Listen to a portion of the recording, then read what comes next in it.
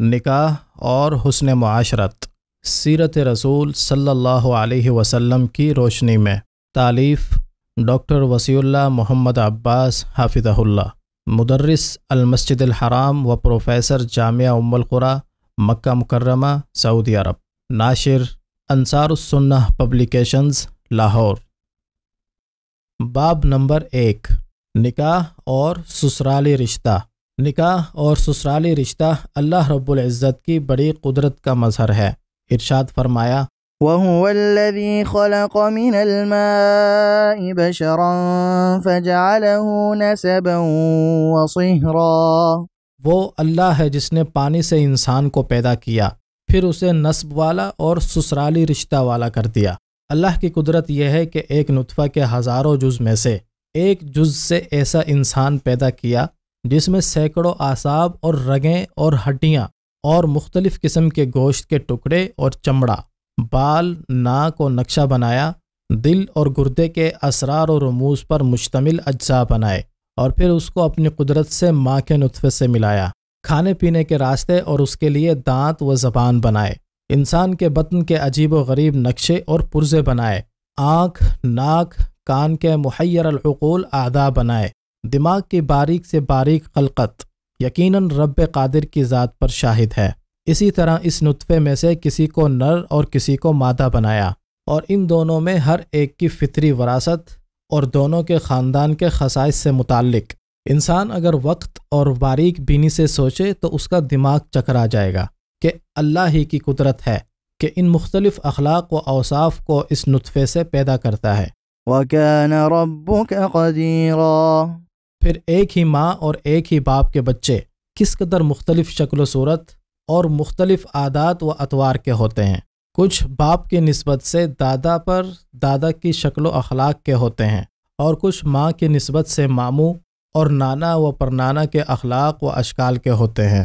بے شک اللہ کی بڑی نشانیوں میں سے ہے کہ انسان کے مواد تخلیق، جن میں چند بے جان مادے تھے جن کو رب قدیر نے ترکیب دے کر ایک حیرت انگیز ہستی بنا کر کھڑی کر دی، جس کو انسان کہا گیا، اور اس کے اندر احساسات، جذبات، شعور، عقل و فہم، سوچ اور تخیل کی عجیب قوتیں پیدا کر دیں، اور پھر اس کے اندر سلسلہ نسل کے لیے پانی کو ذریعہ بنایا، اسی پانی کے نطفے کو ایک دوسرے کی طرف میلان کا اصل سبب بنایا، اور پھر اسی ایک مادہ تولید سے دو صنف مرد اور عورت بنائے، اور اس تناسب کے ساتھ کہ آگے چل کر میاں اور بیوی بن سکیں۔ تاریخ میں ایسا نہیں سنا گیا کہ کسی قوم میں صرف مرد ہی مرد پیدا ہوں یا پھر صرف عورتیں ہی عورتیں پیدا ہوں۔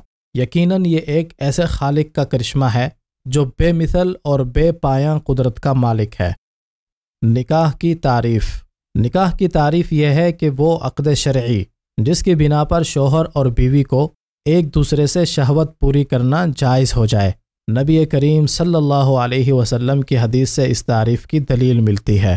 فاتقوا اللہ فی النساء فإنکم اخذتموہن بأمان اللہ واستحللتم فروجہن بکلمات اللہ، کہ عورتوں کے حق میں اللہ سے ڈرو کیونکہ تم نے انہیں اللہ کی امانت اور امان دے کر لیا ہے، اور ان کی شرمگاہوں کو اللہ کے حکم اور شریعت سے حلال کیا ہے۔ شادی فطری رشتہ ہے۔ اللہ رب العزت نے اس انسان کو پیدا کیا، اور وہی جانتا ہے کہ کیا چیز اس کی مصلحت میں ہے اور کس چیز سے اس کے اندر فساد پیدا ہوگا۔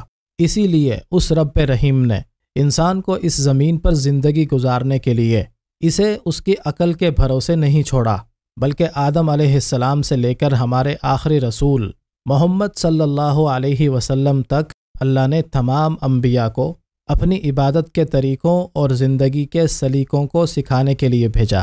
آدم اور ابلیس کو مخاطب کر کے فرمایا، قال اهبطا منها جميعا بعضكم لبعض عدو فإما يأتينكم مني هدى فمن اتبع هداي فلا يضل ولا يشقى۔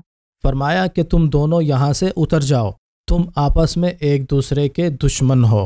اب تمہارے پاس جب کبھی میری طرف سے ہدایت پہنچے تو جو میری ہدایت کی پیروی کرے نہ تو وہ بہکے گا اور نہ بدبخت ہوگا۔ تو جس طرح اللہ نے تمام انسانوں کو عبادت، صلاۃ و زکوٰۃ کے طریقے بتائے، اسی طرح انہیں نکاح و شادی کے احکام بھی بتائے۔ جس قوم نے ان آداب و احکام کو برتا، ان پر عمل کیا، وہ دنیا میں بڑھے پلے اور خوشحال رہے، اور جنہوں نے ان کی مخالفت کی وہ دنیا ہی میں اس مخالفت کی سزا پا گئے، اور آخرت کا عذاب شدید تو ان کا انتظار ہی کر رہا ہے۔ اسی شہوت کو پوری کرنے کے لیے جب قوم لوط نے غلط طریقہ اختیار کیا تو اللہ تعالیٰ نے ان کو ان کی بستیوں سمیت اوپر اٹھا کر نیچے کی طرف پھینک کر ہلاک کر دیا۔ فلما جاء أمرنا جعلنا عاليها سافلها وأمطرنا عليها حجارة من سجيل منضود مسومة عند ربك وما هي من الظالمين ببعيد۔ پھر جب ہمارا حکم آ پہنچا، ہم نے اس بستی کو زیر و زبر کر دیا، اوپر کا حصہ نیچے کر دیا اور ان پر تہ بتہ کنکریلے پتھر برسائے۔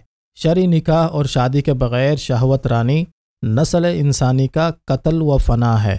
جن قوموں نے عورت کی آزادی کے نام پر اس کو گھر سے باہر نکال کر آوارگی دے دی، ان کے یہاں نکاح کے مقدس رشتے کا کوئی احترام نہیں۔ اگرچہ وہ لوگ شکلی و صوری طور پر شادی بھی کر لیں تو ان کے اپنے خود ساختہ قانون میں عورت کی آزادی کا تقاضا یہ ہے کہ کسی دوسرے مرد سے راہ و رسم رکھنے سے اسے روکا نہیں جا سکتا۔ اسی طرح مرد بھی اپنی شہوت کو کسی اور عورت سے پوری کرنے میں آزاد ہے۔ ایسے حالات میں یقیناً شرعی نکاح کی خوشگوار زندگی آزاد زندگی میں ہرگز حاصل نہیں ہو سکتی۔ گندی اور گھناؤنی زندگی گزارنے کی عادی قوموں میں شادی کا رشتہ بھی کم ہوتا جا رہا ہے، جس کی وجہ سے بہت سے اجتماعی مفاسد پیدا ہوئے، خاندانی بندھن کمزور ہو کر ناپید ہوا جا رہا ہے۔ نکاح کا شریف رشتہ انبیاء و رسول کی سنت ہے۔ ارشاد باری تعالیٰ ہے، وَلَقَدْ أَرْسَلْنَا رُسُلًا مِّن قَبْلِكَ وَجَعَلْنَا لَهُمْ أَزْوَاجًا وَذُرِّيَّةً، یقیناً ہم نے تم سے پہلے بہت سے رسول بھیجے اور ان کے لیے بیویاں اور اولاد بھی ہم نے دی۔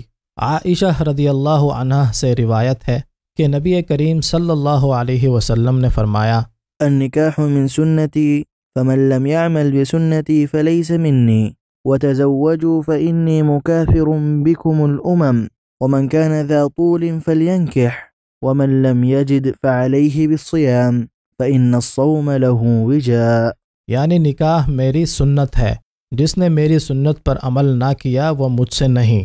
شادی کرو کیونکہ میں تمہاری افزائش اور بڑھوتری پر دوسری امتوں پر فخر کروں گا۔